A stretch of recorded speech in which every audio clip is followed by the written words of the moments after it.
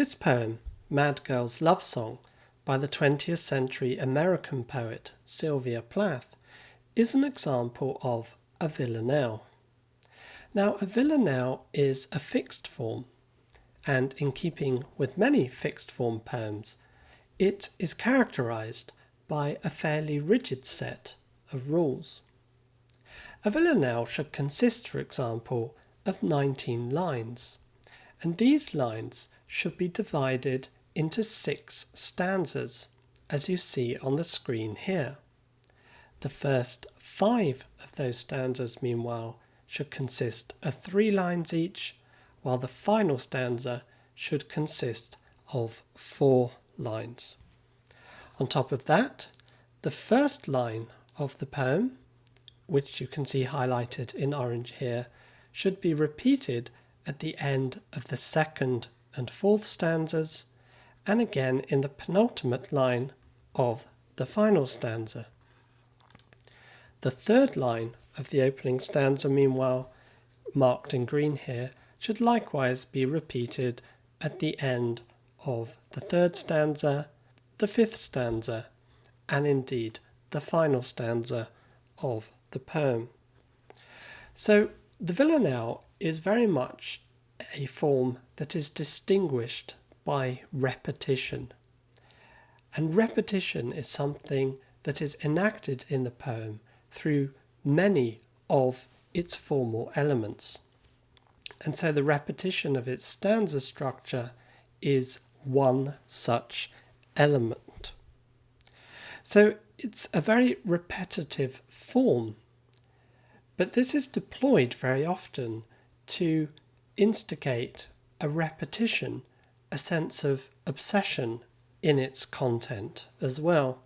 In the case of Plath's Mad Girl's Love Song, this is a poem in which the speaker is obsessed. She is obsessed by someone with whom she is in love, and she cannot move away from her obsession with this person. So the poem does not progress in any way from an initial state of confusion to one of clarity. It keeps coming back again and again to the same obsession, the same set of points.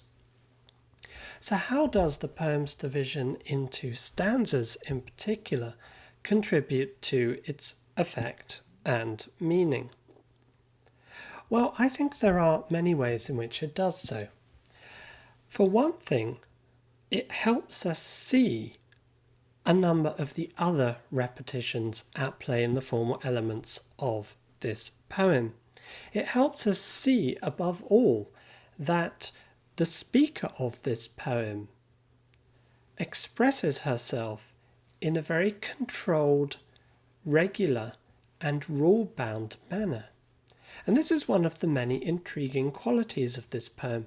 As we read it, we're never quite sure whether the speaker is in fact mad or not. And we get this tension at the formal level in the poem too. On the one hand, what she says may seem quite crazy, quite extreme and excessive, and yet the way in which she says it, in terms of the repetitions of rhyme, stanza, meter, and even lines, is very orderly and controlled.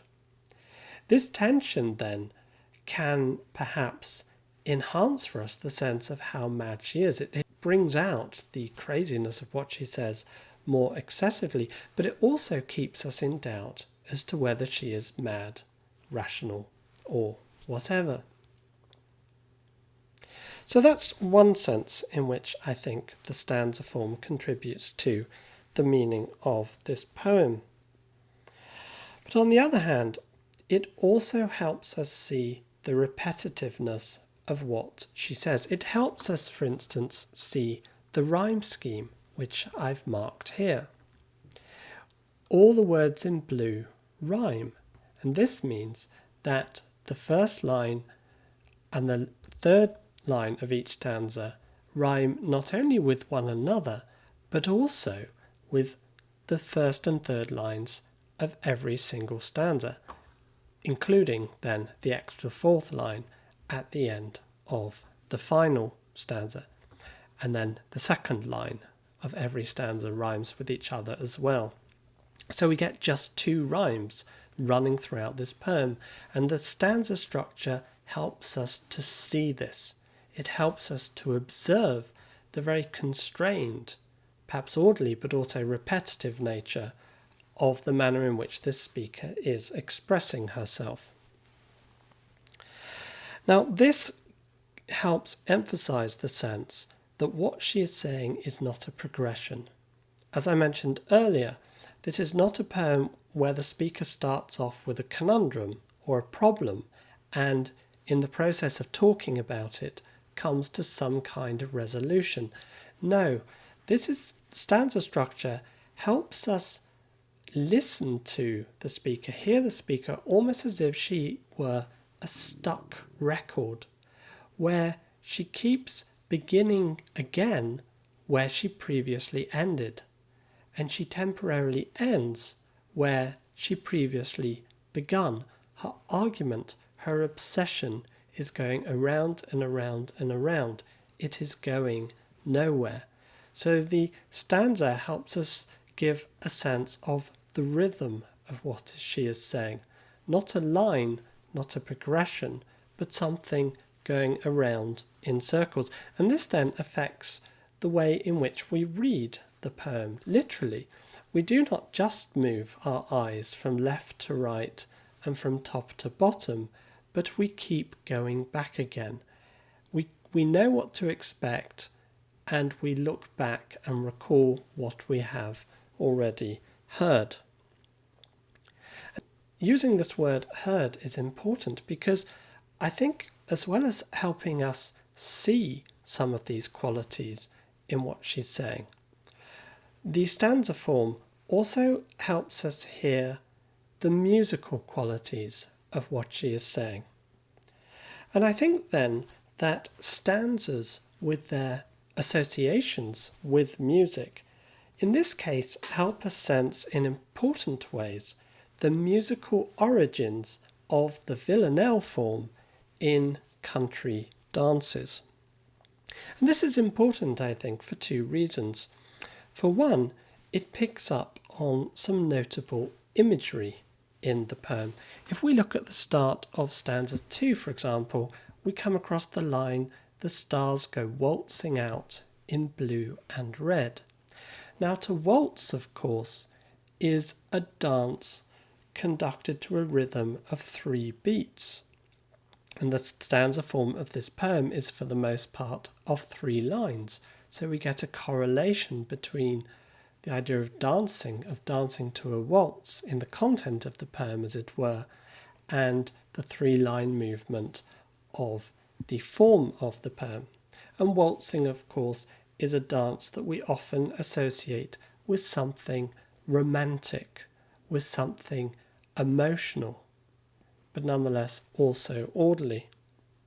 But I also think this heightening of the musical qualities of this poem emphasize a sense that this speaker is chanting rather than conversing as such. This is a heightened level of discourse, a heightened level of articulation, which thereby correlates with the very elevated language she uses, which in turn, of course, correlates with the very elevated sense of love she has as something all-defining and cosmic and religious, apocalyptic in places.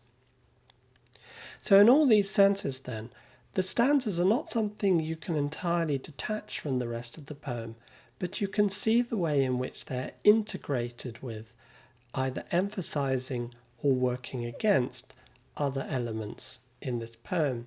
And they appeal to us here, both in terms of sight, what we can see, but also in terms of sound, what we then hear.